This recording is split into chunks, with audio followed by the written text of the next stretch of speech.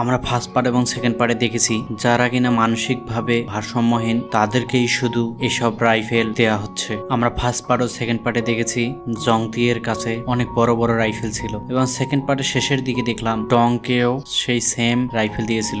দুজনেই ছিল মানসিক ভারসাম্যহীন। আর এসব রহস্য উন্মোচনের জন্য পুলিশ হিসেবে দায়িত্ব পালন করেছেন কিম নান। তাহলে শুরু করা যাক আজকের কোরিয়ান ড্রামা ট্রিগার এপিসোড 3। আর যারা যারা এপিসোড 1-2 দেখেননি তারা অবশ্যই চ্যানেলে গিয়ে দেখে নেবেন, আর যারা সাবস্ক্রাইব করেননি তারা অবশ্যই সাবস্ক্রাইব করে নেবেন, কারণ প্রতিনিয়ত এরকম এপিসোড আমরা 2 থেকে 3 দিনের মধ্যেই পাবলিশ করে থাকি। প্রথমেই সমুদ্র থেকে কিছু মালামাল নিয়ে আসা হয়, যেগুলোর মেইন দায়িত্বে ছিল সেই বিজনেসম্যান যাকে কিনা মেরে ফেলা হয়েছিল। তার এই ফ্ল্যাশব্যাক দেখানো হচ্ছে যে কিনা অস্ত্র সরবরাহ করে এবং তার কাছে একদিন প্রথম কাস্টমার আসে যারা কিনা তার কাছে সেই সব রাইফেল কিনবে। তাই তারা ভয়ও পাচ্ছিল এবং কিছু ছুরি নিয়ে তাদের কাছে দেখা করতে যায়, যেহেতু তাদের এটা প্রথম ডিল ছিল। এবং গিয়ে দেখে সেখানে মার্কিন US ডলার, যেগুলো দিয়ে তাদের সেই সব রাইফেল নিতে চেয়েছিল। আমরা দ্বিতীয় পর্বের শেষে দেখেছিলাম ডং রাইফেল নিয়ে বের হয়ে পড়েছিল, আর যেহেতু সে একজন মানসিক ভারসাম্যহীন ছিল তাই তার মা তাকে কন্ট্রোল করার জন্য পায়ে সিসি ক্যামেরা লাগিয়ে রেখেছিল। তাই যেখানেই যাচ্ছিল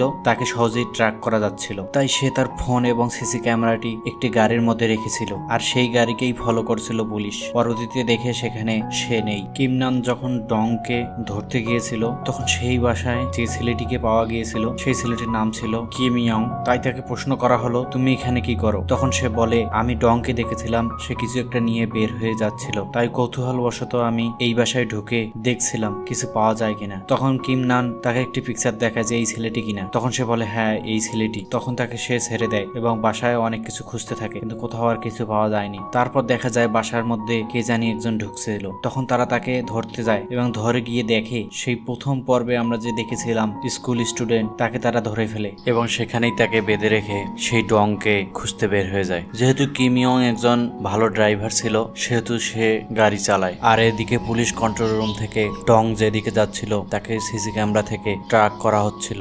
সেই অনুযায়ী কিম নান এবং কিম ইয়ং গাড়ি চালিয়ে যাচ্ছিল তাকে ধরার জন্য, এবং কন্ট্রোল রুম থেকে বলা হচ্ছিল যে সে এখানেই আছে। তখন থেমে যায় এবং অনেকগুলো লোকের সামনে সে হারিয়ে যায়। তখন পুলিশ কিম ইয়ংকে গাড়িতে বেঁধে রেখে যায়, কারণ তাকেও সন্দেহ করছিল পুলিশ।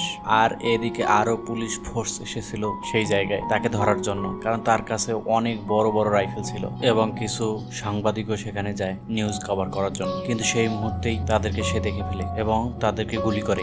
সেখানে 3 জনের মধ্যে 2 জন স্পট ডেড হয়ে যায় এবং একজন বেঁচে ছিল, কারণ তার পায়ে গুলি লেগেছিল। সে তার কাছে প্রাণ ভিক্ষা চাচ্ছিল। সে বলছিল, আমার ছোট ছোট 2টা বাচ্চা আছে, আমাকে ছেড়ে দাও। তোর বাচ্চা আছে তো আমার কি হয়েছে? এই বলে তাকেও গুলি করে মেরে ফেলে। সেই অবস্থায় পুলিশ অফিসার আছে কিছু, কিম নান ও আর একজন ছিল। তখন তাকে বলে, তুমি স্যালেন্ডার করো, রাইফেল নিচে নামাও। তখন সে কোনো কথাই শুনে না। এক পর্যায়ে তাদের উপর চড়াও হয়ে গুলি করা শুরু করে। তখন তারা পালিয়ে সেম মোটে যায়। কিম নান সেই পুলিশ অফিসারদের বলে, আপনারা সেম মোটে যান, আমি এর গুলি সব শেষ করব। তার মানে ওর সাথে লুকোচুরি খেলবে। তখন সে এক জায়গা থেকে আরেক জায়গায় ছোটাছুটি করে এবং তাকে দেখে সে গুলি করা শুরু করে, কিন্তু তাকে গুলি না লাগায় সে ভীষণ রাগ হয়ে যায় এবং আরো বেশি করে গুলি করা শুরু করে। এক পর্যায়ে সে অন্যান্য পুলিশ অফিসারকে দেখে ফেলে এবং তাদেরকে তাক করে একজনকে গুলি করে এবং গুলি তার শরীরের মধ্যে লেগে যায়। এদিকে কিম ইয়ংও সেখানে যেতে চায়, কিন্তু তার হাত বাঁধা ছিল। তখন দেখে কিম নান সেখানে চলে আসছে, কারণ সেই গাড়িতে অনেকগুলো বন্দুকের গুলি ছিল, সেগুলো নিতে আসছিল, কিন্তু তাকে কোনোভাবেই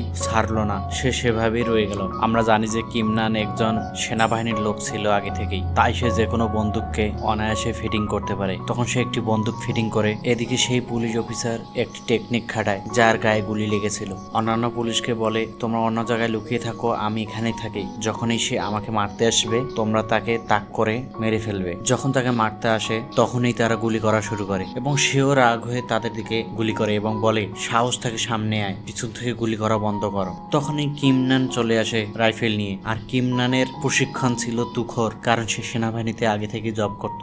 সে তাক করে তাকে গুলি করে এবং সেই ডংকে গুলি লেগেও যায়। এরপর কিম নান সেই জায়গায় সব লাইট গুলি করে বন্ধ করে দেয়, যাতে সে কোনোভাবেই দেখতে না পারে কে কোথায় আছে।